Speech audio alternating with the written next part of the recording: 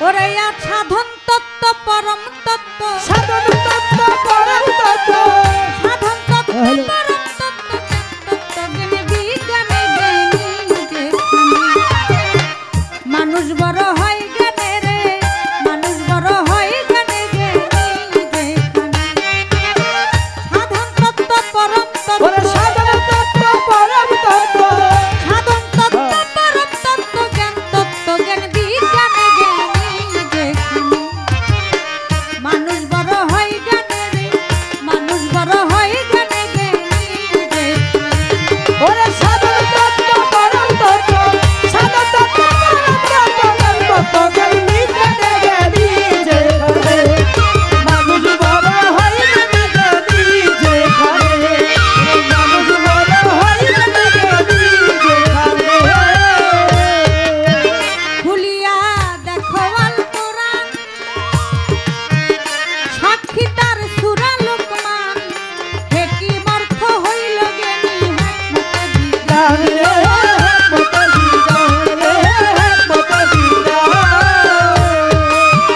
খুলিয়া দেখো আল কোরআন সাক্ষী তার সূরা লোকমান হেকিম অর্থ হইল জ্ঞানী হিকমতে বিজ্ঞান আল্লাহ মানুষেরে করেছে দান মানুষেরে করেছে দান। আল্লাহ মানুষেরে করেছে দান থেকে উচ্চয় আসে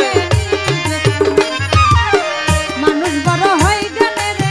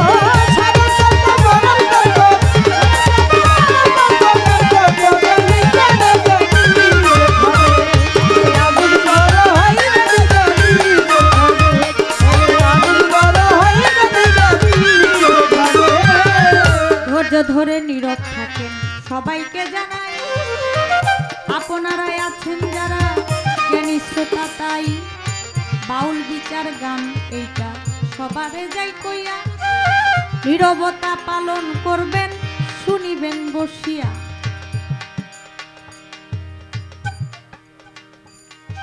যতটুকু প্রশ্ন আমাকে করেছে প্রশ্নের জবাব তো দিতে হবে। আল্লাহ পাক রাব্বুল আলামিন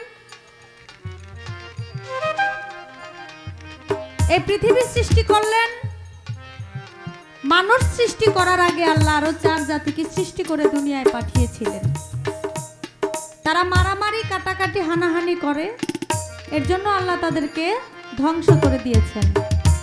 হারিস মারিস জিন অসুর এই 4 জাতিকে আল্লাহ সৃষ্টি করেছিলেন, তাদেরকে ধ্বংস করে দিয়েছেন।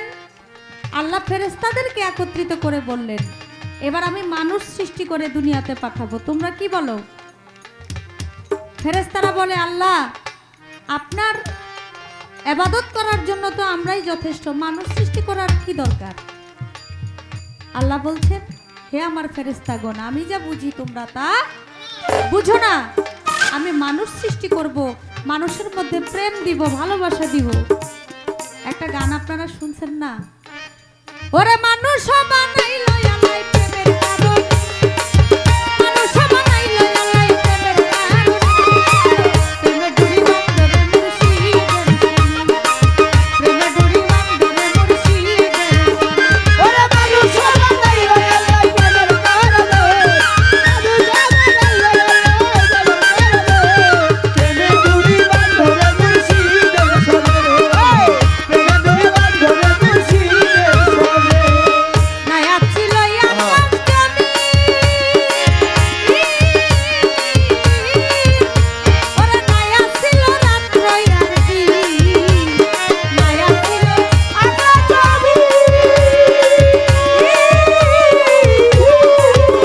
ওরে নায়া ছিল রাত্র আর দিন, আলাই অবশেষে বানাই মানুষ প্রেমের কারণে, আল্লাহ অবশেষে বানাই মানুষ প্রেমের কারণে, আলাই অবশেষে বানাই মানুষ প্রেমের কারণে, প্রেমে ডুরি বান্ধরে মুর্শিদের শরণ, প্রেমে ডুরি বান্ধরে মুর্শিদের শরণ।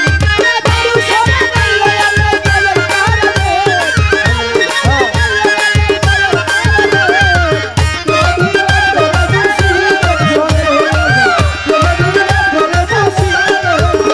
আল্লাহ বানাইছিল কত জাতি, ওরে থাকে না জাতের গিরি, আল্লাহ বানাইছিল কত জাতি, ওরে থাকে না জাতের গিরি, আল্লাহ নিচুরুতে বানাই মানুষ দেখো কোরআনে, ওরে নিশুরুতে বানাই মানুষ দেখো কোরআনে, আল্লাহ নিচুরুতে বানাই মানুষ দেখো কোরআনে, প্রেমে ডুরি বান্ধরে মুর্শিদের শরণ, প্রেমে ডুরি বান্ধরে মুর্শিদের শরণ। ওরে মানুষ বানাইলো আল্লাহ প্রেমের কারণে, মানুষ বানাইলো আল্লাহ প্রেমের কারণে, প্রেমে ডুরি বান্ধরে মুর্শিদের শরণে, প্রেমে ডুরি বান্ধরে মুর্শিদের শরণে। অলান্না খালান্না সুম্মা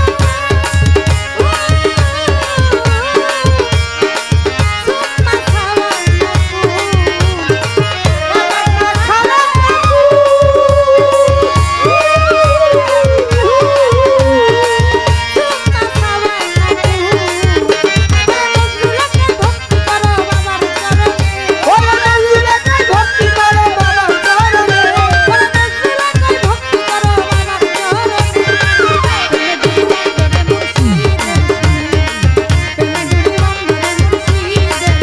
ওরে মানুষ বানাইলো আল্লাহ প্রেমের কারণে, ওরে মানুষ বানাইলো আল্লাহ প্রেমের কারণে, প্রেমে ডুরি বান্ধরে মুর্শিদের শরণে, আল্লাহ প্রেমে ডুরি বান্ধরে মুর্শিদের শরণে। গান শুনে পুরস্কার করলেন আশিক ভান্ডারী ভাই, তাহার কাছে আমি সালামও জানাই। শেখ কবির ভাই দিলেন 500 টাকা দিয়া, কাছে সালাম জানাই আসরে দাঁড়াইয়া। আল্লাহ বলেছেন মানুষের সাথে আমি প্রেম করব, দিব প্রেম ভালোবাসা মানুষ মানুষের প্রতি, তাহলে কেউ কাউকে করবে না আর ক্ষতি। আল্লাহ বলেছেন মানুষ সৃষ্টি করে মানুষের মধ্যে প্রেম দিব, আমি ভালোবাসা দিব, মানুষ সৃষ্টি করব, মানুষ আমার ইবাদত করবে আর আমি তাতে সন্তুষ্ট হব। এর জন্য আল্লাহ মানুষ সৃষ্টি করেছেন। সর্বপ্রথম আদম আলাইহিস সালামকে, আদম নবীকে আল্লাহ সৃষ্টি করেছেন। ফেরেশতাদেরকে আদেশ করলো, ফেরেশতারা দুনিয়ার থেকে মাটি নিয়ে, এটা অনেক বড় ঘটনা, আমি একেবারে ছোট করে বলতেছি, দুনিয়ার থেকে মাটি নিয়ে আদমের বডি তৈরি করছে, কিন্তু আস্তে, কিন্তু মাথার উপর যখন মাটি রাখে মাটি আর থাকে না, মাটি পড়ে যায়। ফেরেশতারা গিয়ে আল্লাহর কাছে বলে, আল্লাহ আদমের বডি বানাইছি কিন্তু মাথার উপরে যে মাটি রাখি মাটি তো থাকে না। আল্লাহ বলল নুন কাফের একটি গিলাপ আদমের শরীরের মধ্যে ঢেকে দাও, ৭০,০০০ বছর পর্যন্ত ওই নুন কাফের গিলাপ আদমের শরীরের উপরে ঢাকা ছিল। ৭০,০০০ বছর পর আল্লাহ ফেরেশতাদেরকে আদেশ করলেন, সে আদেশ মতে ফেরেশতারা গিয়া যখন গিলাপটা উঠাইলেন, গিয়ে দেখলেন সেখানে একটি মাথা তৈরি হয়ে গেছে। সুবহানাল্লাহ। আল্লাহ বললেন সর্বপ্রথম আল্লাহ রুহু যখন আদমের মধ্যে দিলেন, আর রুহু যখন আদমের শরীরের মধ্যে প্রবেশ করলো, চোখ খুলেই আদম আলাইহিস সালাম আসসালামু আলাইকুম বললেন। এই যে তখন থেকে সালামটা আসছে, আমরা মুসলমান একজনকে আরেকজনকে সালাম দেই, আমি বলি আসসালামু আলাইকুম, আপনারা বলেন ওয়ালাইকুম আসসালাম, মানে আপনার উপরে আল্লাহর রহমত বর্ষিত হোক, আপনার উপরে আল্লাহর রহমত বর্ষিত হোক, এই সালামটা আসছে তখন থেকে। সর্বপ্রথম আদম আলাইহিস সালাম ফেরেশতাদেরকে সালাম দিয়েছিল, আর সালামরা প্রতি উত্তরে বলেছিল ওয়ালাইকুম আসসালাম। ছোট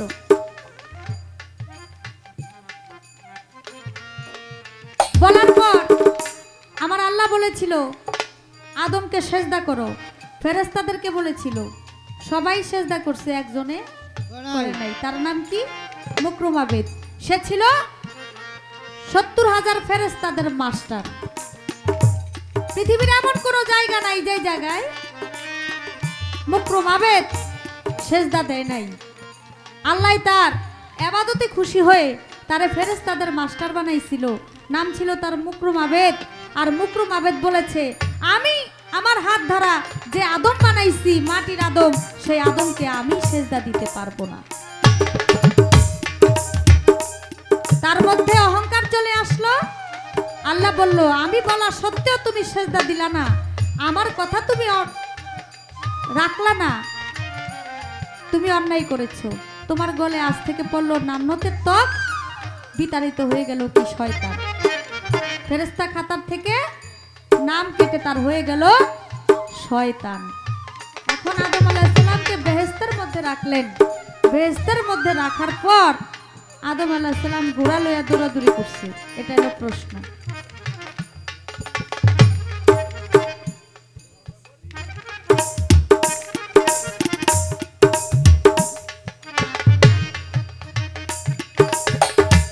এটা কি ঘোড়া?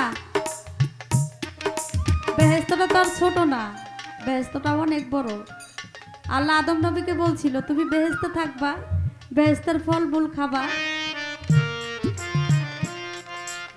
তুমি মনে মনে যা কইবা বেহেশতের মধ্যে, আপনি মনে মনে যা বলবেন, ছোট মনে মনে যা বলবেন আপনার সামনে তাই আসে হাজির। মনে মনে মুখ দিয়া প্রকাশ করতে হবে না। আপনি শুয়ে থাকবেন, আপনি যদি মনে মনে কোন আমার আঙ্গুর খাইতে মন চাইছে, আঙ্গুরের গাছ আইসে আপনার মুখের সামনে, আপনি খালি হা করবেন আর আঙ্গুর খালি পড়বো। আল্লাহর বেহেশতে আল্লাহ পাক রব্বুল আলামিন এত কিছু দিয়ে দিয়েছে। সে বেহেশতের মধ্যে ঘোড়া দিয়া কত বছর এখানে ঘোরাঘুরি করেছিল, যতদিন পর্যন্ত আদম গন্ধম খাই নাই ততদিন পর্যন্ত বেহেশতে ছিল।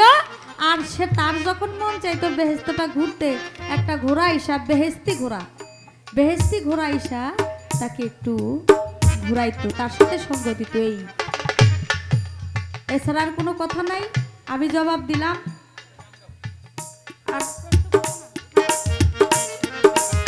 আচ্ছা ঠিক আছে।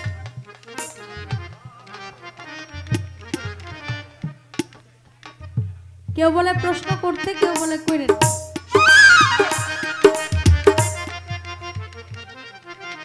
আচ্ছা, আমি আপনার কাছে জানতে চাই, নবী করিম সাল্লাল্লাহু আলাইহি সাল্লাম যাকে সৃষ্টি না করলে আল্লাহ পাক এই 18,000 মাখলুকাতের কোনো কিছুই সৃষ্টি করতেন না। সে আমার রাসূল করিম হযরত মুহাম্মদ সাল্লাল্লাহু আলাইহি সাল্লাম, তিনি জীবন দশায় এসে হেরা পর্বত গুহার মধ্যে তিনি সাধন করেছিলেন। আজকে কিন্তু নবী তত্ত্ব, নবীর জীবনী না, কিন্তু নবী তত্ত্বের মধ্যে আমার দয়াল নবী হযরত মুহাম্মদ সাল্লাল্লাহু আলাইহি সাল্লাম যে তত্ত্ব কথা লুকায়িত আছে, সেই তত্ত্ব নিয়ে আজকে জহির পাগলা আলাপ আলোচনা করবে। আমি আপনার কাছে জানতে চাই, হেরা পর্বত গুহার মধ্যে আমার দয়াল নবী কতদিন পর্যন্ত সাধনা করেছিলেন? সাধনার প্রায় শেষ অবস্থায় আমার নবী কিছু পুরস্কার পেয়েছিলেন। সেই পুরস্কারগুলো কি কি পাইছিলেন আমি আপনার কাছে জানতে